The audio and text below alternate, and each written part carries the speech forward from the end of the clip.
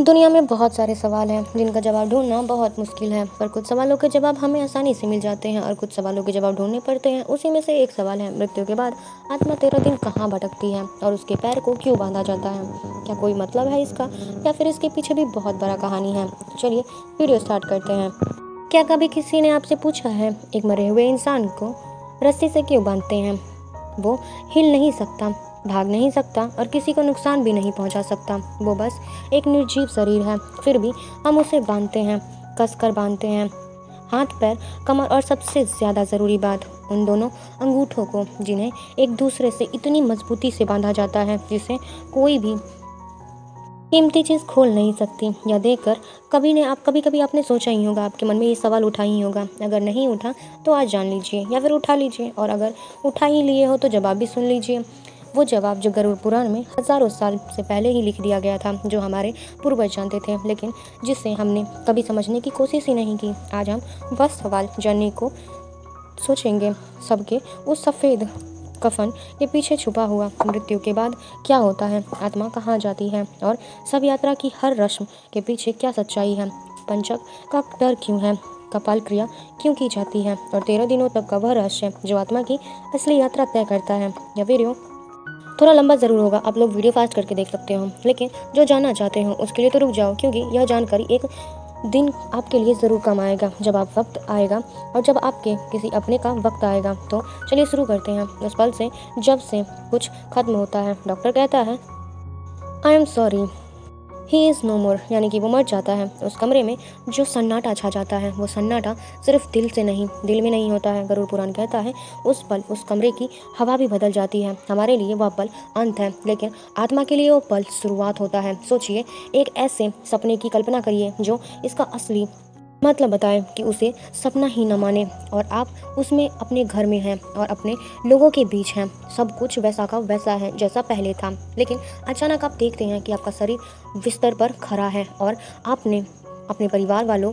उसके साथ उसके पास रो रहे हैं। आप चिल्लाते हैं, मैं यहीं पर हूँ, मैं ठीक हूँ, कुछ नहीं हुआ मुझे, और आप उन्हें छू भी नहीं सकते हैं। कोशिश करते हैं, आपका हाथ उनके शरीर से गुजर जाता है। यही वह पल है जो गरुड़ पुराण में सबसे पीड़ादायक बताया जाता है। वो क्षण, वो आत्मा जो पहली बार एहसास होता है, जब मैं इस दुनिया का हिस्सा ही नहीं हूँ। लेकिन यह एहसास आते ही आत्मा टूट जाती है और वो लड़ती है। उससे लगता है कि अगर मैं वापस उस शरीर में प्रवेश कर लूँगी या फिर कर लूँगा तो शायद मैं ठीक हो जाऊँगा, शायद फिर मेरा दिल धड़कने लगेगा, शायद सांसें वापस आ जाएंगी। और यही वह कारण है जिसकी वजह से सबको तुरंत बांधा जाता है। और यही बांधना कोई रस्म नहीं होता, यह एक संदेश है, शरीर और आत्मा के बीच आखिरी दरवाज़ा बंद करने का तरीका। और अब वो सवाल जो शायद आपके दिमाग में उठ रहा होगा, ठीक है सबको बांधते हैं, लेकिन पैरों के अंगूठे को ही क्यों बांधते हैं, और हाथ से बांध देते हैं, गर्दन से बांध देते हैं, कहीं से भी बांध देते हैं, पैरों के अंगूठे को ही क्यों बांधते हैं? क्योंकि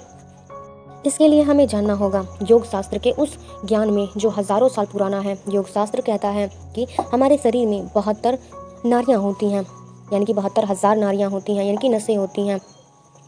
लेकिन उस समय यह नाड़ियाँ नसें नहीं होती, यह वे रास्ते होते हैं जिसमें प्राण ऊर्जा, आप जिसे लाइफ फोर्स कर सकते हैं, पूरे शरीर में प्रवाहित होता है। इन 72 नाड़ियों में 3 सबसे महत्वपूर्ण, एरा, पिंगला और सुषुम्ना, और इन सब का एक सर्किट जो पैरों से बंधा होता है, जो शुरू होता है और सिर तक जाता है और वापस पैरों पर लौटता है। और जब इंसान जीवित होता है तो यह सर्किट एक्टिव रखता है और ऊर्जा बहती रहती है। लेकिन मृत्यु के बाद यह सर्किट बिखरने लगता है, ऊर्जा विस्तृत इधर उधर भटकने लगती है, लेकिन कुछ घंटों तक शरीर में बची कुची ऊर्जा मौजूद रहती है। पैरों के अंगूठे उस एनर्जी सर्किट को एग्जिट पॉइंट करते हैं और अंगूठे को बांधते हैं, और उस सर्किट को परमानेंटली बंद कर दिया जाता है, जैसे एक एनर्जी लॉक कर दी जाती है। और यह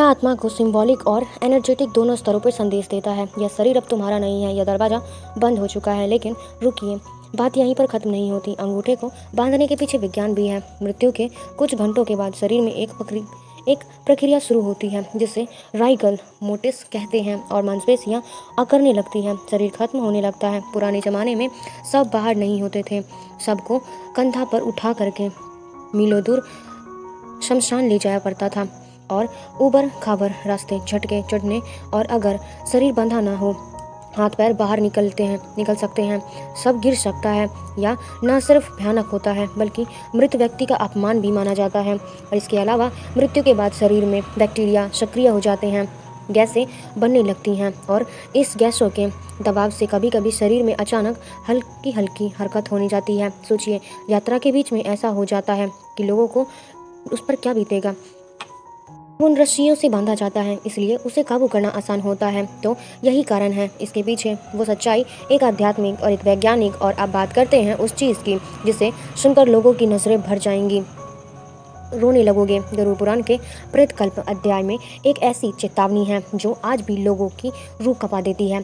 शास्त्र कहता है यह ब्रह्मांड सिर्फ वही नहीं है जो हमें दिखाई देता है, हमारी इसी हवा में, इसी दुनिया में ऐसी शक्तियाँ मौजूद हैं जिसे हम देख नहीं सकते पर महसूस कर सकते हैं। कभी कभी कुछ लोग कर पाते हैं, जैसे कि अस्त्रित आत्माएं, प्रेत, पिशाच, नकारात्मक ऊर्जाएं, नाम कुछ भी दो, लेकिन इसका अस्तित्व माना गया है। और यह एक ताज़ा मृत शरीर इन शक्तियों के लिए सबसे आसान लक्षण होता है। इसे ऐसे समझ सकते हैं, एक आलीशान बंगले की कल्पना करिए। उसका मालिक अचानक घर छोड़कर चला जाता है, दरवाज़ा खुला छोड़ देता है। रात के अंधेरे में कोई भी अंदर घुस सकता है। ठीक यही स्थिति होती है एक मृत शरीर की। असली मालिक आत्मा मोह और भ्रम में भटक रही है, और इसी खाली शरीर पर है गरुड़ पुराण कहता है अगर इस शरीर को बिना सुरक्षा के छोड़ दिया जाए तो कोई दूसरे शरीर इसमें प्रवेश करने, यानी कि दूसरी शक्ति इसमें प्रवेश कर सकती है। इसे कहते हैं प्रकाया प्रवेश। और इसी डर की वजह से शव को नारियल की रस्सी से बांधा जाता है, जिसे शास्त्रों में शुद्ध और रक्षक माना जाता है। बांध की अर्थी, यानी कि बांस की अर्थी रखी जाती है। बांस एक ऐसा वनस्पति है जिसे शास्त्र में पवित्र और नेगेटिव एनर्जी को दूर भगाने के लिए माना जाता है। घर में दीप जलाया जाता है, धूप जलाया जाता है, और यह सब डेकोरेशन नहीं है बल्कि यह एक रिचुअल है, यानी कि अंतिम संस्कार तक हर पल हर शरीर की रक्षा की जाती है। और जब सबको घर से बाहर निकाला जाता है, उस पल की कल्पना करिए। वो घर जहां उसने पहला कदम रखा, वे दरवाजे जिन्हें उसकी हंसी सुनाई दी, वो आंगन जहां उसके बच्चे खेले। गरुड़ पुराण कहता है घर और आत्मा का रिश्ता सबसे गहरा होता है। आत्मा ने यही सबसे ज़्यादा समय बिताया और यहीं से उसकी सबसे ज़्यादा यादें जुड़ी हैं। इसीलिए जैसे ही सब बाहर निकलता है, आत्मा का मोह और तेज़ी से हो जाता है, और इसी वजह से सबको दरवाजे पर कुछ पल के लिए रोका जाता है।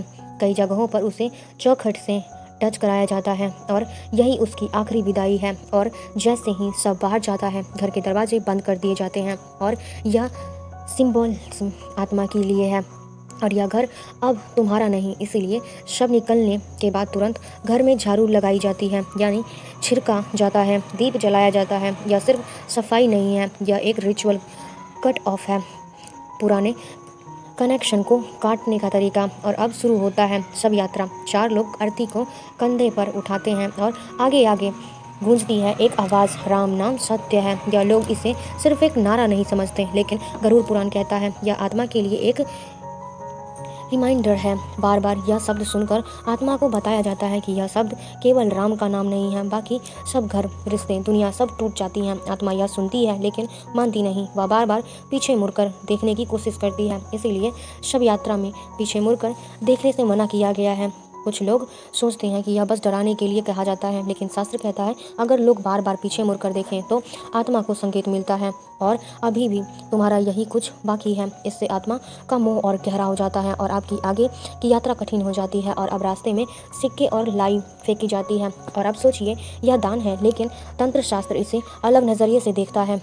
एक ताज़ा मृत शरीर जब रास्ते से गुजरता है तो वह एक तरह का मैग्नेट बन जाता है। शमशान की ऊर्जा, मृत्यु का गंध, टूटे प्राणों का असर, यह सब नकारात्मक शक्तियों को आकर्षित करता है, यानी कि आकर्षित करता है। यह सिक्के और अनाज उन शक्तियों का ध्यान भटकाने के लिए है, ताकि वे उनमें उलझ सके, यानी कि उलझ जाए, सब तक ना पहुंच सके। गरुड़ पुराण में दिशाओं का बहुत गहरा महत्व है। घर में जब तक शव रखा जाता है उसका सिर उत्तर या फिर पूर्व की ओर होता है। यह जीवन और शुभता की दिशा है। लेकिन जैसे ही शव यात्रा शुरू होती है, सिर शमशान की तरफ और पैरें घर की तरफ होती हैं। रास्ते के बीच में एक जगह आती है जिसे कहते हैं अधर्म मार्ग।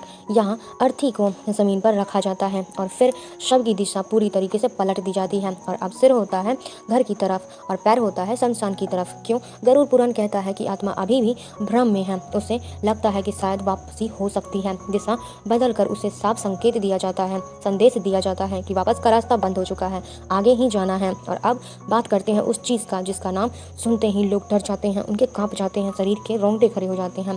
पंचम ज्योतिष शास्त्र के अनुसार जब चंद्रमा कुछ विशेष नक्षत्रों में घनिष्ठता दशभिषा, पूर्व भद्रपद, उत्तर भद्रपद और रेवती में होता है तो उस समय को पंचम कहा जाता है। गरुड़ पुराण में कहा गया है कि पंचम काल में हुई मृत्यु बहुत संदेशशील होती है। मान्यता के अनुसार अगर पंचम में मरे व्यक्ति का अंतिम संस्कार बिना विशेष नियमों के किया जाए तो वह अकेला नहीं जाता, उसके साथ परिवार यानी कि उसके आसपास के और 4 लोगों पर भी खतरा मंडराने लगता है। इसीलिए पंचम में मृत्यु होने पर 5 पत्र प्रतीकात्मक पुतले बनाए जाते हैं और आटे या फिर बेसन के, और उन्हें कफन पहनाया जाता है, रस्सियों से बांधा जाता है और सबके साथ उसका भी दाह संस्कार किया जाता है। और यह तरीका का भ्रम रचने का तरीका नहीं है, यह तो मृत्यु की ऊर्जा को वही समाप्त करने का है। अंधविश्वास लगे वाले लोगों को लग सकता है सदियों से इसे उसी गंभीरता से निभाया जाता है, सदियों से, और यहाँ तक सब कुछ बदल जाता है। गरुड़ पुराण कहता है कि शमशान भूमि शिव का क्षेत्र, यहाँ दिखावा नहीं चलता, यहाँ झूठ ही नहीं टिकता, यहाँ अंधकार अपने आप टूट जाता है, अहंकार टूट जाता है। राजा हो या भिखारी, शमशान में सब बराबर हैं। और यहीं पर वे रस्सियाँ जो पूरे रास्ते शरीर पर रक्षक थीं धीरे धीरे खोली जाती हैं और हर गांठ ध्यान से खोली जाती हैं। गरुड़ पुराण साफ कहता है अग्नि संस्कार के समय शरीर पर यानी कि अग्नि संस्कार जब किया जाता है उस समय शरीर पर कोई बंधन नहीं होना चाहिए, क्योंकि बंधन आत्मा को भी बांध सकता है। चिंता तैयार होती है यानी कि चिता तैयार होती है, लकड़ियाँ विशेष क्रम में सजाई जाती हैं। अग्नि को सबसे शुद्ध तत्व माना जाता है, वो माध्यम जो शरीर को पंच तत्वों में वापस लौटाती है। और फिर मुख्य अग्नि जब आग शरीर को छूती है तो वो सिर्फ मांस और हड्डियां नहीं जलाती, बल्कि वह रिश्ता को भी जलाती है, यादों को भी जलाती है, वह सब कुछ जलाती है जो इस जन्म से जुड़ा हो। गरुड़ पुराण कहता है इस समय आत्मा बहुत ही ज़्यादा पास होती है और वह देख रही होती है कि उसका पुराना घर नष्ट हो रहा है। यही कारण है कि शमशान में मन भारी लगता है और दिल बैठने लगता है। और यह सिर्फ हमारी भावनाएं नहीं, उस समय आत्मा की पीड़ा का असर हमारे ऊपर होता है। और अब वो पल जिसे देखकर लोग नजरें फेर लेते हैं, कपाल क्रिया, जब चिता आधी जल चुकी होती है और घर का कोई सदस्य एक बांस का डंडा उठाता है और जलती हुई खोपड़ी पर जोर से प्रहार करता है, उसे तोड़ देता है। बहुत से बाहर से देखने को यह क्रूर लगता है, कोई आप अपने पिता के सिर पर डंडा कैसे मार सकता है, लेकिन गरुड़ पुराण इसे क्रूरता नहीं कहता, यानी कि करुणा मानता है। योग शास्त्र के अनुसार मानव शरीर में 7 चक्र होते हैं। सबसे ऊपर के सशस्त्र चक्र जिसे ब्रह्मरंध्र कहते हैं, योग और सिद्ध शुद्ध पुरुष इसी द्वार से अपने प्राण को मुक्त करते हैं, लेकिन सामान्य इंसान के प्राण निचले द्वार से निकलते हैं और कभी कभी उसकी चेतना खोपड़ी के आसपास फंसी रह जाती है। कपाल क्रिया उस आखिरी ताले को तोड़ती है और यह आत्मा को संदेश देती है कि यह आखिरी घर भी नष्ट हो चुका है, रुकने का कोई कारण नहीं है। विज्ञान के नज़रिए से भी खोपड़ी के अंदर मस्तिष्क और तरल पदार्थ होते हैं और आग की गर्मी से अंदर भाप बनकर वह दबाव पड़ता है, और अगर खोपड़ी ना तोड़ी जाए तो वह फट सकती है और जलते टुकड़े चारों तरफ फैल सकते हैं। और यह सच्चाई 2 व्याख्याएं। और जब चिता पूरी तरीके से बुझ जाती है, शरीर राख बन जाता है। बहुत से लोग सोचते हैं कि अब सब खत्म हो गया, लेकिन गरुड़ पुराण कहता है यह तो भौतिक अंत है, आत्मा की यात्रा अभी शुरू हुई है। शरीर नष्ट होते हैं, आत्मा पूरी तरीके से दैवीय रूप से रह जाती है, न हाथ न पैर न आँख न मुँह, लेकिन चेतना बनी रहती है, स्मृति बनी रहती है और भूख और प्यास का अनुभव बना रहता है। और यह अवस्था गरुड़ पुराण के अनुसार सबसे पीड़ादायक है। इसीलिए मृत्यु के बाद 13 दिनों तक घर में दीप जलाया जाता है और मंत्र पढ़े जाते हैं, गरुड़ पुराण का पाठ किया जाता है, पिंडदान किया जाता है। और यह सिर्फ एक रस्म नहीं है, पिंडदान वह प्रक्रिया है जिससे आत्मा को नया सूक्ष्म शरीर मिलता है।